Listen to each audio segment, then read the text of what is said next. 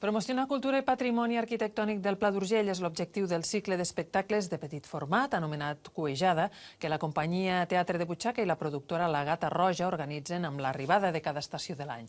La peculiaritat és que les actuacions es fan en espais privats i emblemàtics de la comarca. Músics que assagen per actuar en un indret poc habitual, un espai de propietat privada.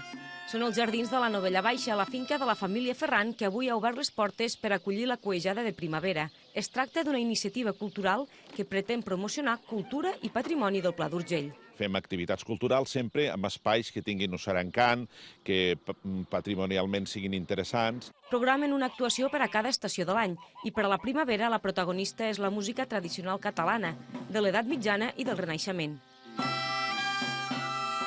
Una proposta molt ben rebuda. Que és una cosa que no se'n fa gaires, als poblets i en masies i així. La idea dels organitzadors és acostar la cultura a tots els pobles de la comarca i per aconseguir-ho cal finançament. Per això les aportacions dels assistents hi tenen un paper important.